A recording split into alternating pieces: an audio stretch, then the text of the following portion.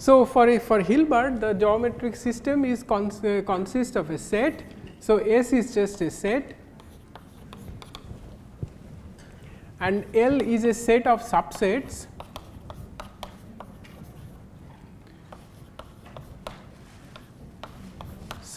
of S. So, which we are going to call line, and points of and elements of S are our points, and these are our lines, and which satisfy the following axioms. So, the axiom of incidence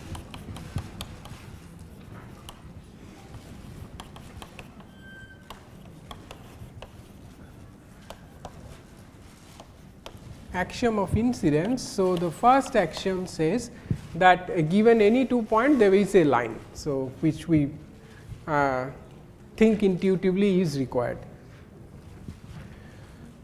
So, for A and B in S, there so this symbol stands for there exist.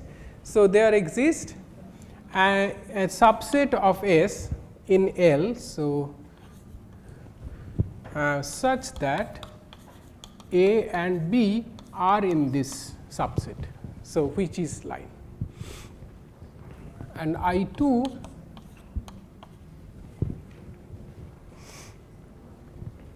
every line has at least 2 points.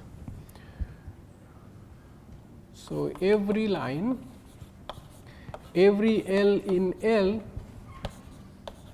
has at least 2 points.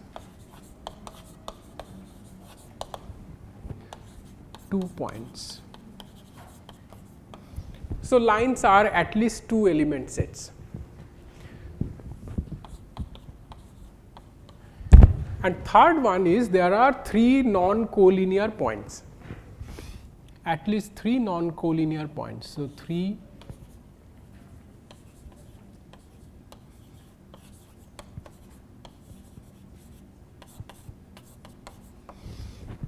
So, these are really very basic axioms, and obviously, we cannot do anything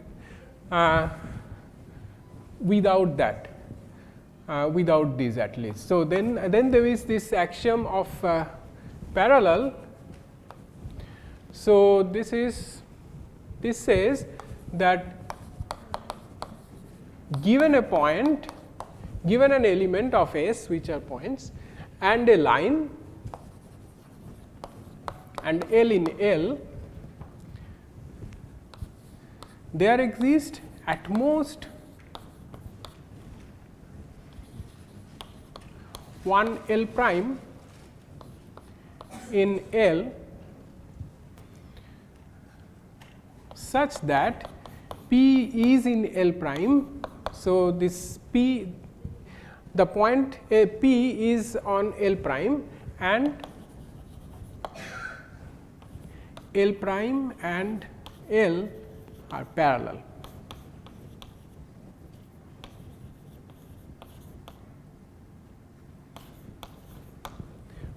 So, L and L prime are parallel. So, by parallel we mean that they do not have a common point. And then we saw an example of this, that if I take, so what I mean is that these axioms are independent. So, you can find examples of S and L satisfying any 3 of them, 3 of these 4 axioms, but not the 4th. So, for example, we looked at an example which satisfies this axioms of incidence, but not the parallel axiom. So, which was like this. So, we took a set of 5 elements and lines are all 2 element subsets. So, lines are all 2 element subset.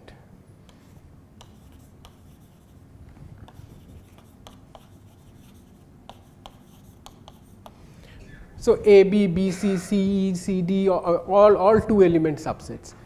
And what we had So, to do it diagrammatically, we can just draw it like a pentagon. It is not a pentagon, it is just two element sets. So, A, B, C, D, E, and then these are our lines. So, all two element sets. So, these lines just denote the two element sets. What is missing? This one is missing. This is missing. So, this definitely violates the axiom of parallelism, because if I take this line BC, then E is a point which is not in BC, and there are these two lines AE and ED both passing through E and parallel to BC. Parallel simply because they do not share a point. So, similarly, one can find examples of examples satisfying some other three axioms, but not the fourth one. So, these axioms are independent. And so, the next thing is the betweenness.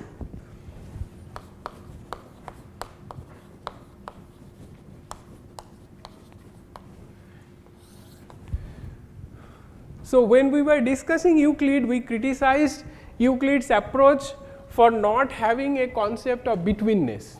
So, there was the concept of betweenness was never defined, and Euclid just uses it as an intuitive way.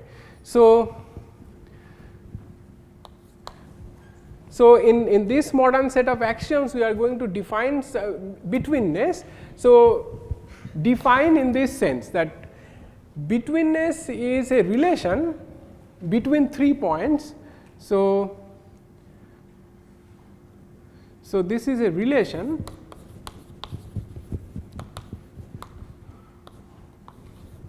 of 3 points. So, written as A star B star C.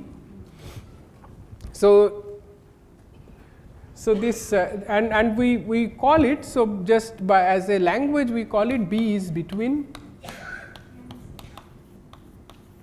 A and C. And this satisfies the obvious axioms. So, we take the betweenness as a relation of 3 points which satisfies this. So, first axiom is this B1, which says this A star B star C is going to imply C star B star A. So, if B is between A and C, then it is also between C and A. So, and second axiom,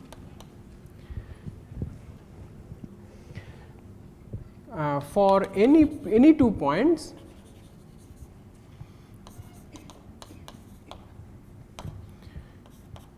in S, for any 2 points there exists a C.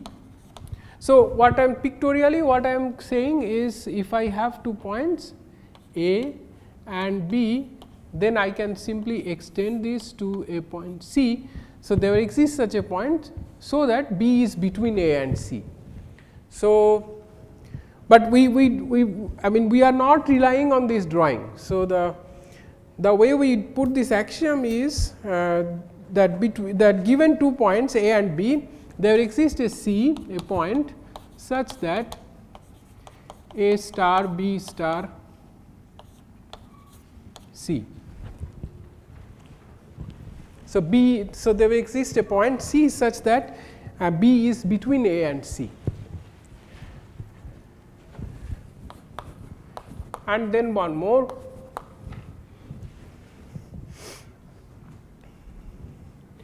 So, given 3 collinear points, 3 points on a line. So, just think of a line containing these 3 points, A, B, C. So, obviously, we can see from our intuition that only one point, exactly one point, or one and only one point is between the other two. So, for example, here B is between A and C. So, it cannot happen that C is also between A and B. So, we do not want that. So, that is an axiom.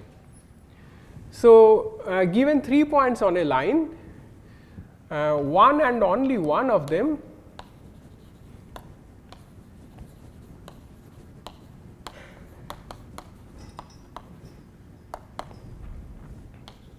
is between other two. So, by between I mean this relation.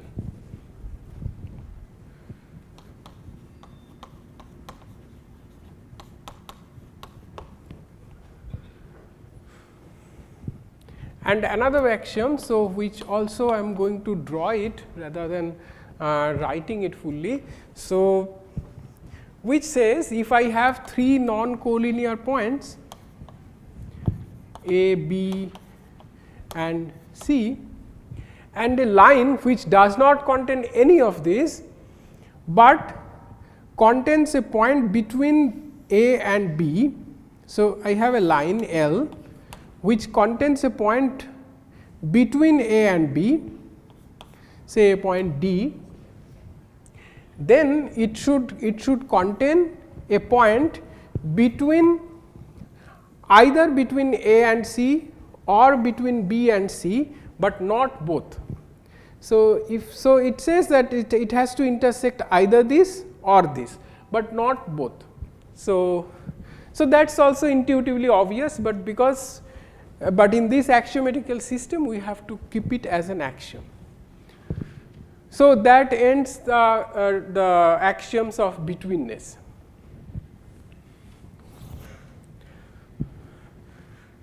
So, this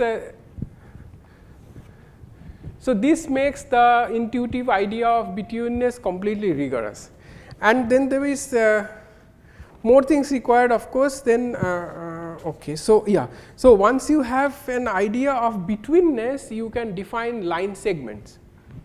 So, now you can define line segments.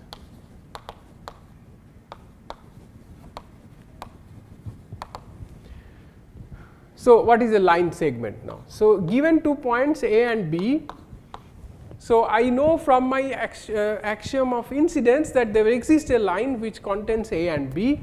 So, I have a line L which contains A and B, and I have an idea of betweenness. So, AB, the segment AB, I write it as AB with a bar on it. So, this is the collection of points C which are between A and B. So, that is a line segment. So, with the idea of betweenness, I can define the concept of line segment.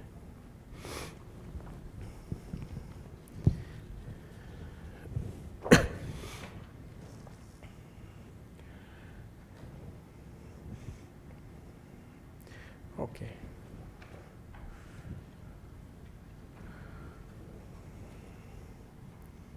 Then I need another idea, another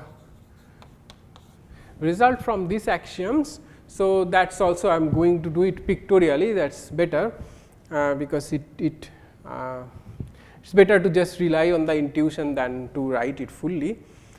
So, what I am saying is that a line separates the point, separates the plane, but do not really keep the plane in mind, because we are working on arbitrary subsets.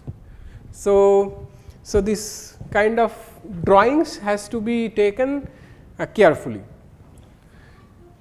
So, a line separates points. So, by I mean that if I have a line L, then given 2 points A and B, I say that they are on the same side of the line, if so A and B, if A and B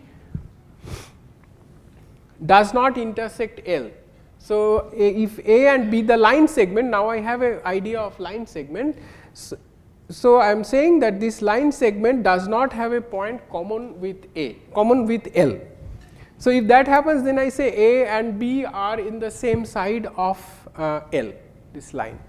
And if there is a this C, so if this happens, that this line segment AC has a point common with L, then I will say that A and C are on the opposite side of L. So, a line separates the set.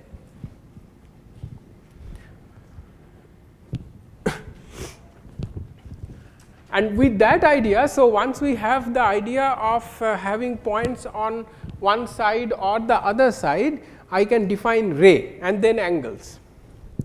So what is a ray now?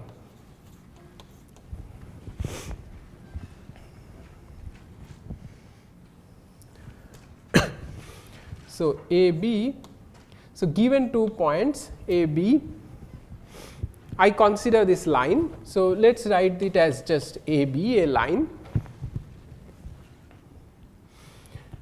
So, ray is now collection of points. So, here is my A, here is say B.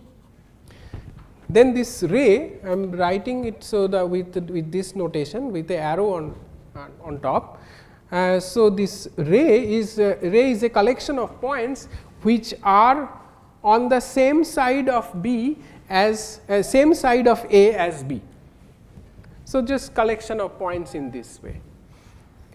So, once you have this idea of betweenness, you can define line segment, and once you have a line segment, a definition of line segment, then you can define the ray. And because now you have a notion of same side or the other side of a line, and with that then you then the angle is just obvious to define. So, angle is just 2 rays. So, A, B, C. So, angle is just a collection of 2 rays with a common point. So, you can also define interior of an angle, because now you have a concept of one side of the line or the other side. So, the same side or the different side. So, with that you can definitely define an interior of an angle and exterior of an angle. So, those concepts which were undefined and not well explained in Euclid now becomes very clear and very rigorous in these Hilbert's axioms. So, the next issue is congruence. So, congruence is also defined exactly like this. So, congruence is as such just a notation, just a relation between line segments. So, here like this relation is between 3 points. So, congruence is a relation between line segments. I will just explain congruence, because that will that is important. So, yeah, let us just erase these axioms, because this axiom of incidence is really very trivial axioms. So, congruence.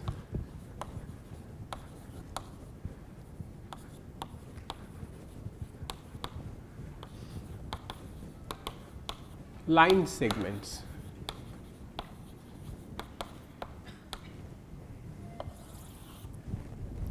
So, there were in Euclidean geometry there were 2 kinds of congruence. One is congruence of line segment, another is congruence of angles. So, we have to handle it separately. So, the first thing is the congruence of line segments. So, congruence of line segment is a relation. So, relation between line segments. So, between say A, B. So, these are line segments. So, I denote it, I keep the same notation, and these are line segments. So, given any 2 line segments, I can decide whether they are congruent or not, but this relation has to satisfy the axioms. So, the first axiom is this C1. So, axiom of congruence.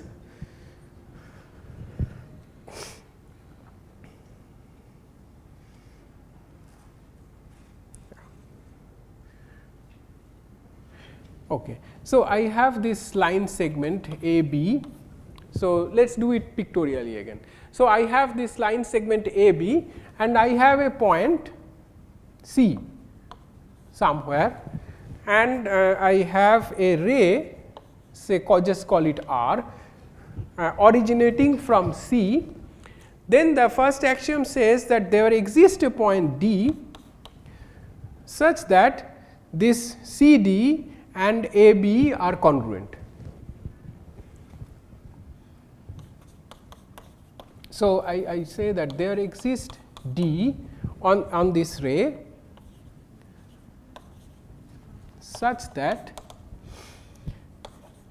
A B and C D are congruent. Second one, so that just supports our intuition, that just justifies our intuition. And second one is these two properties. One is every segment is congruent to itself, which is obvious. So, it should be there. So, A B is congruent to itself, is congruent to A B.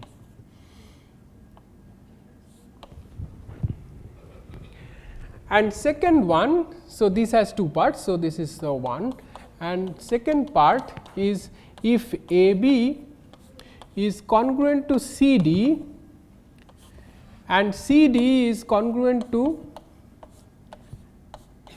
E F, then A B is congruent to E F, exactly. So, then A B is congruent to E F.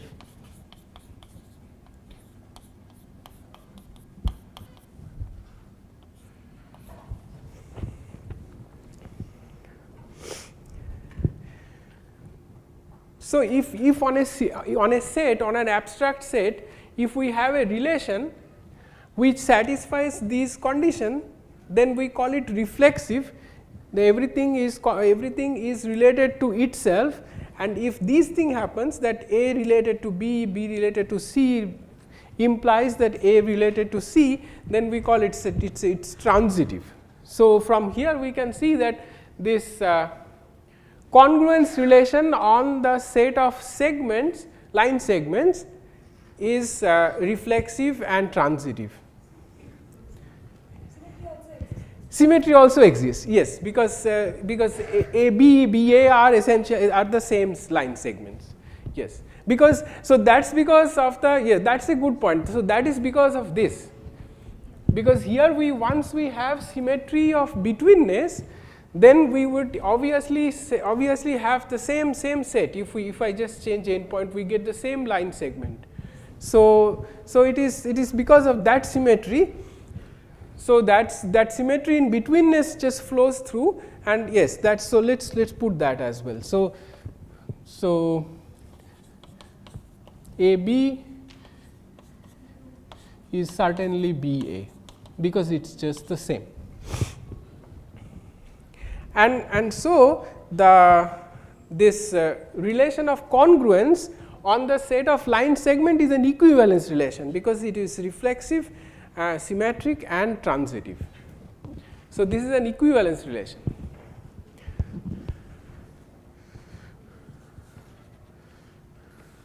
And then this side angle side property also you have to assume.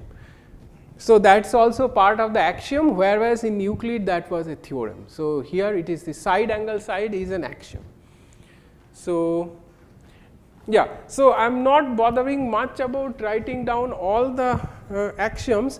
There is going to so you are again going to have a complete set of axioms for congruence of angles. So, I am not bothering to write all these. So, yeah, let's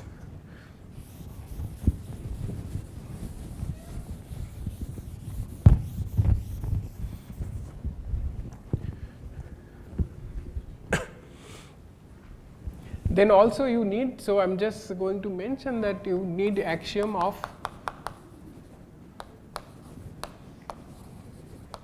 congruence of angles.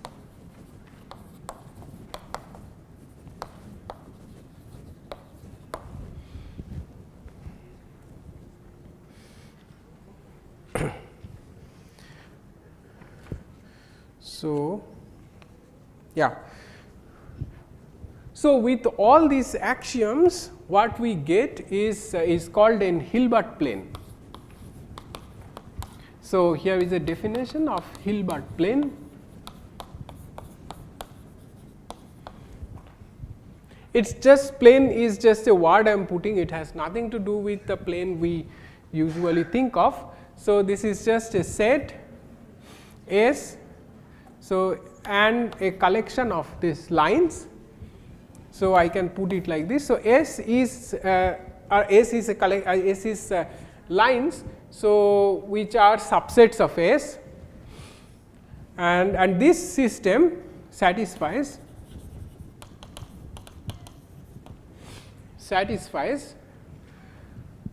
this all Hilbert axioms. So, axiom of incidence, betweenness, then there is this congruence. So, all kinds of congruence axiom, then there are going to be 6 congruence axioms. So, it satisfies all of them. So, Hilbert's axioms. Yeah, I am just cutting it short because we are heading for something more interesting. So, not to bother too much with this. So, then it satisfies this Hilbert's axioms. So, this is an Hilbert plane and Hilbert's axioms, but not. So, I am not putting the parallel axiom, not without the parallel axiom.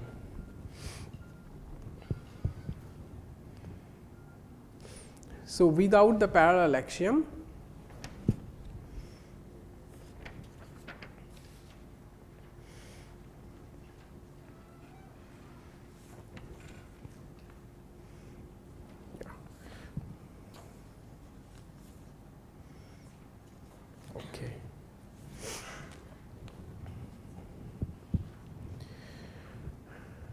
okay. So, so that is an Hilbert plane. So, we have to now define what is a circle. So, we have not talked about circle yet. So, we need to define what is a circle. So, circle, so given a point, given points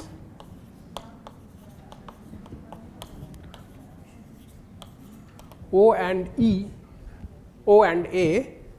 So, given 2 points, a circle gamma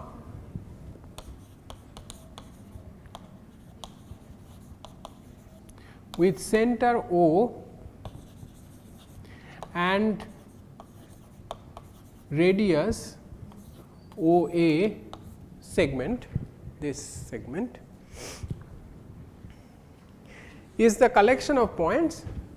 So, this is so this circle, this gamma, so this is a set of points. So, obvious definition, points B such that BO is congruent to AO.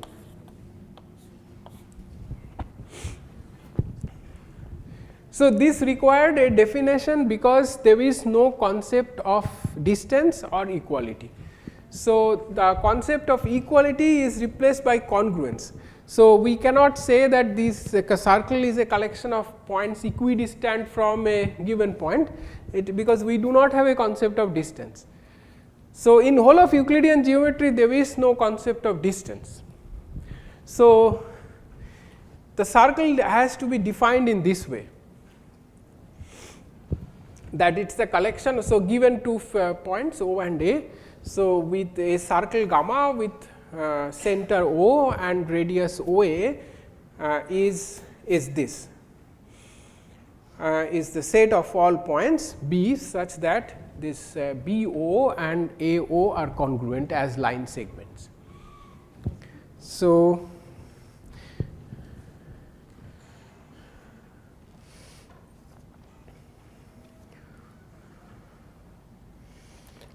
and I need tangents. So, the next thing that we need is tangent.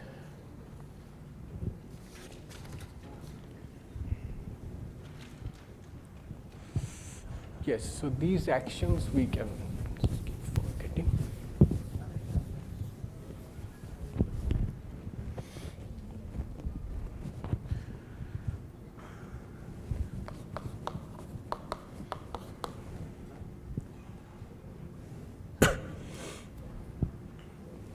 So, a line L is tangent. So, I just call it a tangent to a circle, tangent to gamma. Let us just draw a line. Tangent to a circle gamma if L and gamma has only one point in common. So, if L has exactly one point, so both are subsets of S. So, both are sets of points. So, if they share exactly one point, then we call this line is tangent to this circle, has exactly one point common with gamma. And we can talk about two circles which are tangent to each other. So, they meet tangentially. So, if I have two circles, so yeah, so they just touching circles. So, if they just touch at one point, then we call them tangent to each other. So, gamma and gamma prime are tangents if they have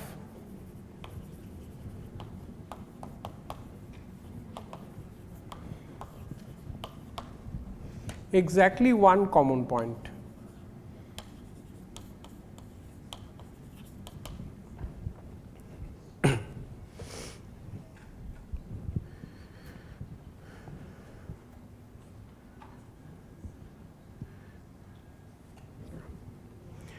So, there is one important observation to be made from here. So, if two circles meet at exactly one point, then this point where it meets and these two centers. So, if I call this gamma prime and this circle is called gamma, then this is O prime, call it O, then this and let A be the meeting point. There is only one point, exactly one point. Then O prime A O are collinear. That is an important property.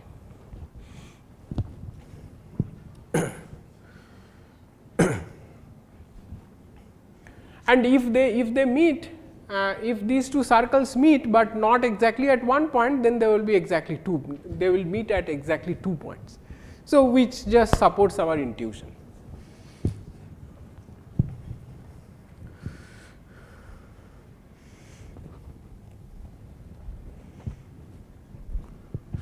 Yes. So, we need with Hilbert plane we need another so with tangents. So, we need another axiom, that is the last one we are going to have. So, we need another axiom. So, this is called axiom E.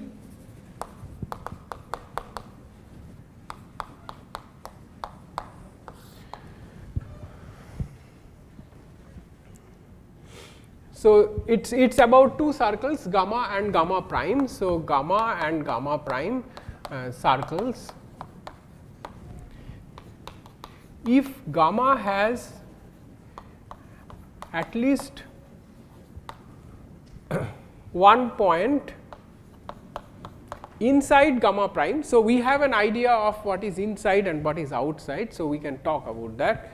So, gamma has at least one point inside gamma prime and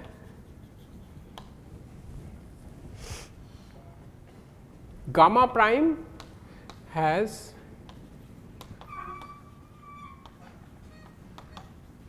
at least one point inside gamma,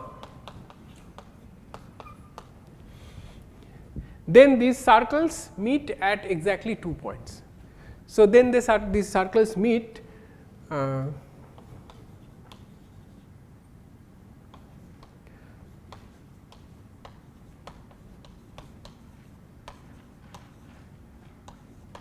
then the circles meet. So, if they meet, they cannot meet at exactly one point because of this. So, they have to meet at 2 points. So, with that assumption, which is also very intuitive. So, with all these assumptions, what we recover is the whole of Euclidean geometry. So, Euclidean plane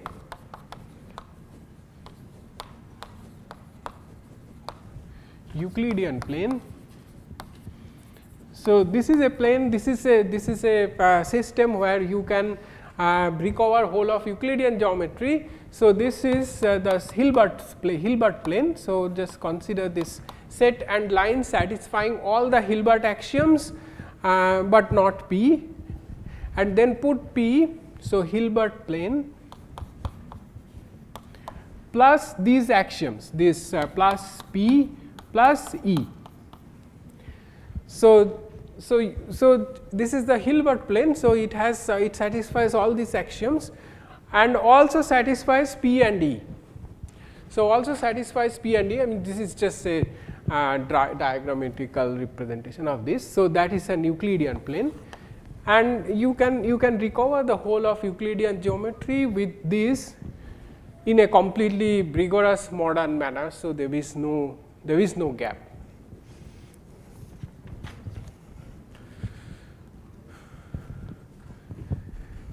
Now, there is something interesting coming up, which is due to Descartes.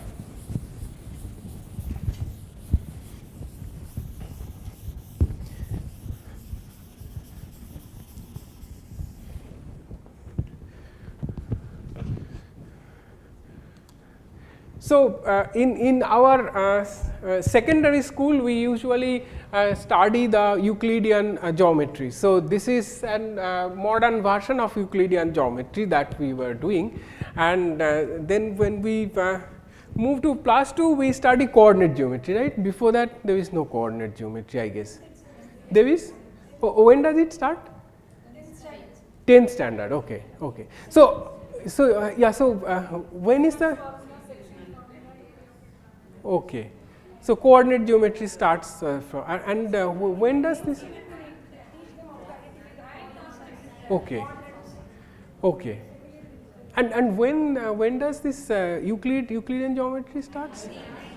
9th standard. Okay. Right. So what we are going to talk about now justifies the situation why we study Euclid first and then come to the contribution of Descartes. So here comes Descartes.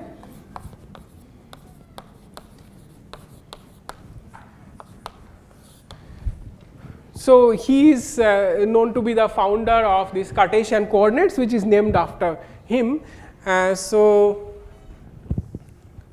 But there is a very important contribution due to him. So, okay, let me just write down what it is. So here is this theorem by Descartes, and we are going to see a sketch of a proof. So, this is his theorem. So, suppose let me first write it down, then you will see this is very important. So, take a collection of n points P n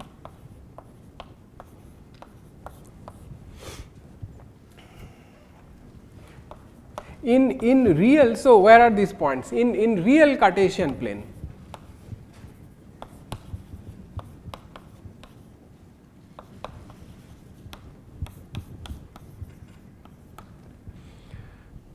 in real Cartesian point. Of course, Descartes did not call it a Cartesian plane. So, real Cartesian plane. So, I am just considering real cross real. So, which is the set of tuples x y which we know as coordinates, and x y are real numbers. So, that is our Cartesian plane. So, take n points there.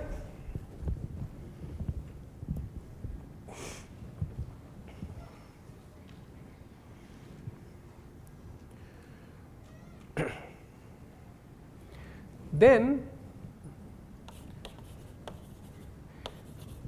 it is possible to construct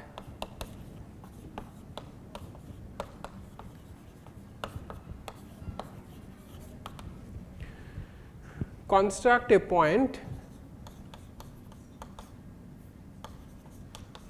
q with coordinates say alpha and beta.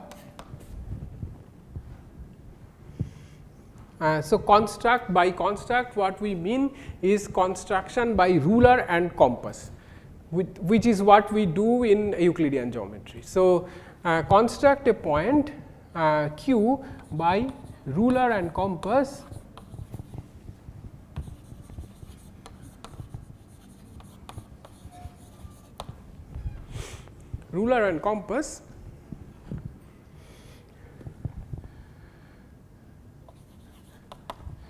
if and only if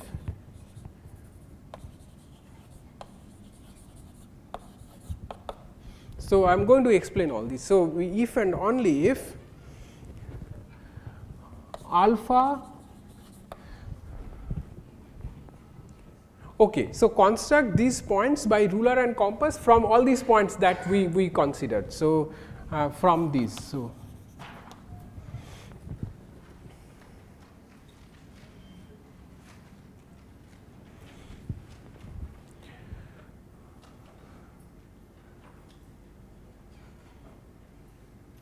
okay, I think just to have little less complication, there you can simply forget about these points. I do not think you are.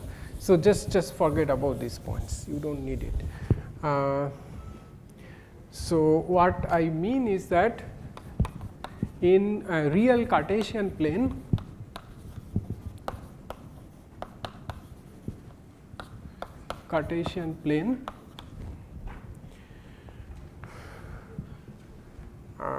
let me just rewrite this. So, in real Cartesian plane, it is possible to construct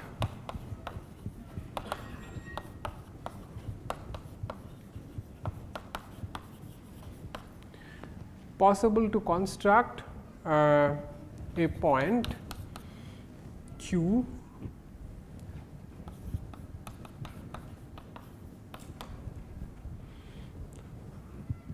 by ruler and compass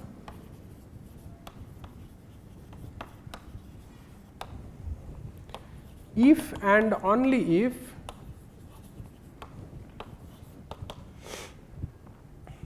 alpha and beta, these coordinates of these points alpha and beta can be obtained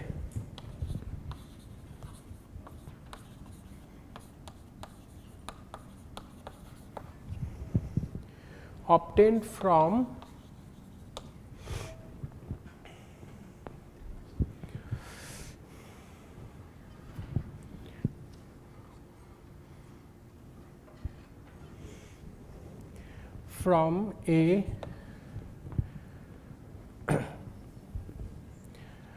a finite collection of points. So, which I was denoting by P1, P2, Pn, but you really do not know, from a finite collection of points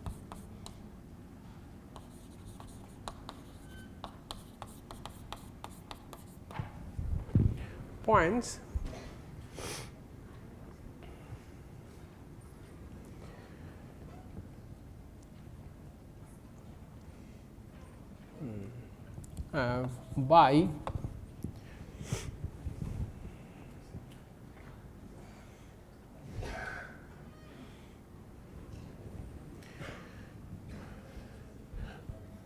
By operations.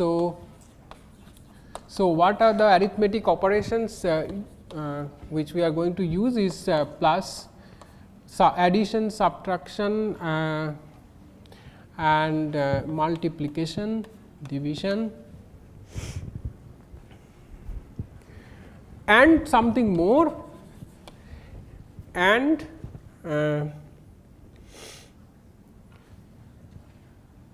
solution of, and by solutions of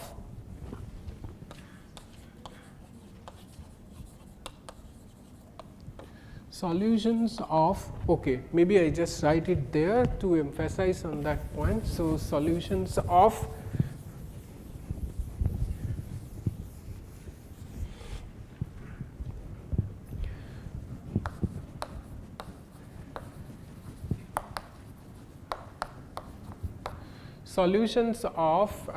finitely many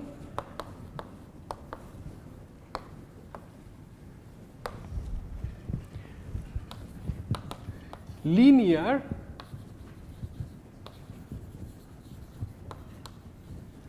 and quadratic equations.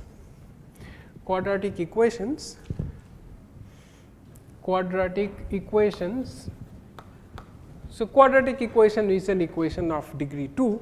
So, quadratic equations involving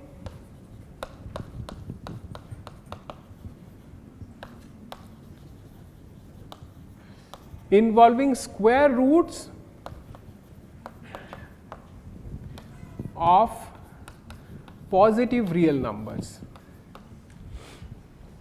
So, what does all this mean? So, it means the following. So, let us just think of this Cartesian plane. Let me just do this. So, what is a ruler compass construction? So, ruler compass construction is of this kind, like dividing this dividing this line into two equal parts, for example. So, what you do, you just take your compass, measure it there, and look at this, and then do this similarly with this as center, and just take this point of intersection, you join it. So, this is a typical easy example of such a construction. So, what you are doing, you are trying to find this. So, once you have this length, you are trying to find the intersection of these two circles. So, which is same as solving a quadratic equation, and again here, and then you are joining this. So, what you are doing is, then you will define a line which joins this, and then again you find the intersection of these two lines, which is again solving two linear equations. So, what you are doing is so that is the big advantage of working in this Cartesian plane. What you are actually doing is algebra. So, you are simply solving equations, whereas the point you started with is a geometrical object. So, this is a powerful theorem which connects geometry to algebra. So, you really do not need to bother about your geometric objects, you just solve equations. And the important point is that this is if and only if. So, anything, so obviously in this kind of so if you can construct something by ruler and compass, then this happens, and also you can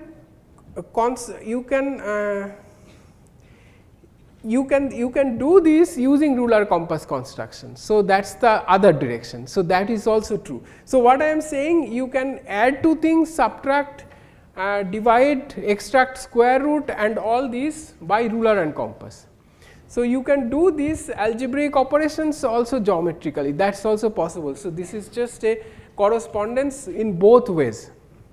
So, we would just see a simple example of how to add is of course obvious, just take two line segments, put them next to each other. So, that is addition. So, difficult thing would be to have multiplication and division by ruler compass. So, these are examples. So, you have this A and B to say positive real numbers, and you want to obtain. So, you have two real numbers A and B, say let's consider only positive real numbers, and you want to obtain A B, their product by ruler and compass. So, how do you do that? Just look at the coordinate plane. So, here is your origin, and then this consider this point, which is this 1 here and A here. So, this is the length A, this is length 1, even though in my diagram it looks the same. So, then consider this line,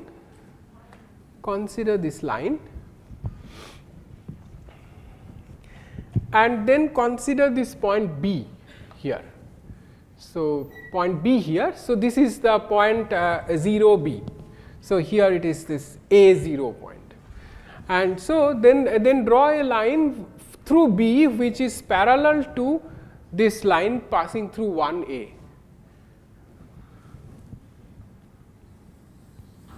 Draw this. So, this is a line through B which is parallel to this line passing through 1 A, and then what you get here is A B. So, this length is A B. So, then this length is A B. So, this is the A B 0, A B 0 point, right. So, what you so then what we are doing is what we have done, that we have found the multiplication of two real numbers by ruler and compass. Then I have to divide A by B. So, if I want to divide, then what should I do? I do this, take this B first. So, take the B 1. So, take this line B 1 and then take A. Yeah, I am just assuming that A is bigger. So, A B, I mean it works in other direction as well. So, then take this, and so this is the parallel line through A. So, just sort of a dual of this process. So, this has become inverted. So, 1 comes here, B is there, and you are considering a line through A which is parallel to the line through 1 B, then this point is A by B. So, this distance is A by B. So, you can divide, and how do you do a square root? So, for this we did not need a compass, we really actually needed just a ruler.